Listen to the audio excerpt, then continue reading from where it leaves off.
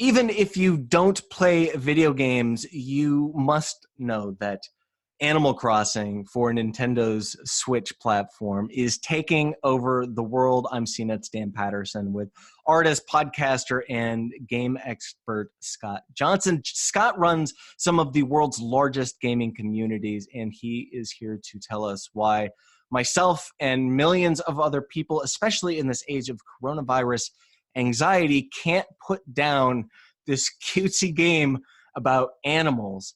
Scott, why is Animal Crossing everywhere? Well, Dan, thanks for having me on. It's everywhere and in my hand at the very moment. Yeah, Animal Crossing is a real force to be reckoned with in video games, and it's been a popular long-running series for a very long time. As far back as the N64 in Japan, it showed up here in the United States on the GameCube console. These are all Nintendo products, and pretty much every console they've ever made, every handheld they've ever made, they put some form of Animal Crossing on it, including mobile phones now.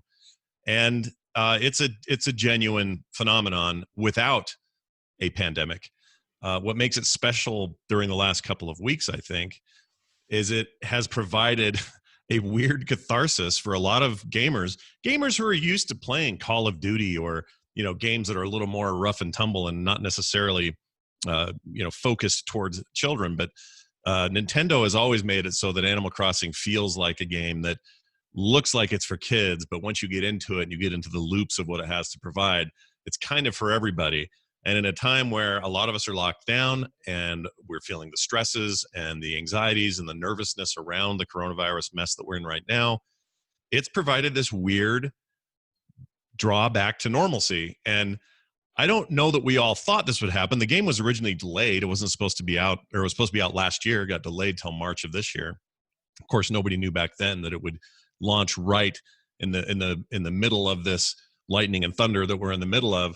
But it has taken the world by storm for a couple of reasons. And the main one, I think, is that people want just a nice, innocent, relaxing way to spend their time. And this isn't that different than catching up on your favorite TV show or binging something on Netflix. It's just another form of entertainment that just happens to tap into kind of a simpler, quieter, calmer moment that I think we're all just sort of hoping we can find after this mess passes over. I saw a million jokes when Animal Crossing launched from gamers saying, wait, self-quarantine and stay at home, no problem.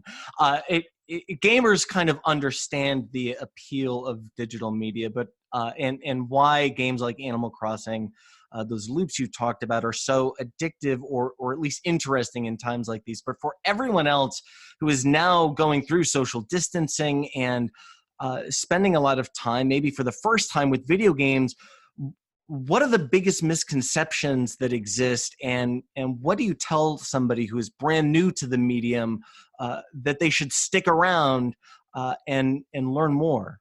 Well, we're living in a golden age of the video game era, and by that I mean it's just an embarrassment of riches. There's so much across the board to find your interests in. You can go as far this direction for AAA titles, big games that the whole world knows about and plays, all the way down to simple two-man team created independent games that are small and interesting and weird in their own special way, which is an area I love to spend a lot of time in. And every platform, from your phone to your computer to your tablets, and now through streaming services, devices that are even old and junky, can play great looking games with new technologies like Stadia and others.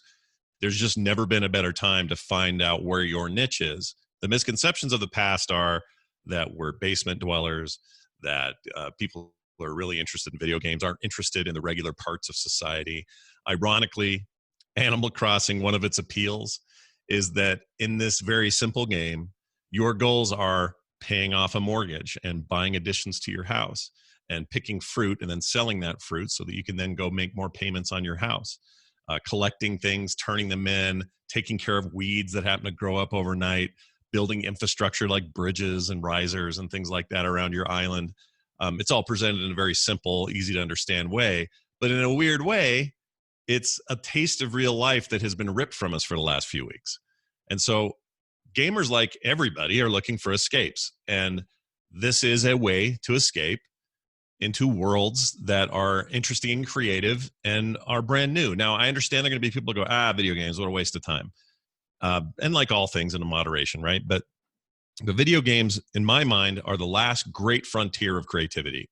Uh, they constantly create new worlds, new places, new characters, new things to do, and new ways to do them that no other medium can do. We can only watch so many movies, and they can tell us so many stories, but eventually you're just witnessing something that's been prepared on a screen. In this case, you get to interact, you get to be part of it, you get to do it. And it's very cathartic to be able to sink into that particular hobby, especially now when there is so much. I mean, even if you just have a PC and you have Steam installed, you know what I'm talking about. You have so many choices, so many options, and such a broad range of interests that are covered in that gaming space. There's just never been a better time to be a gamer.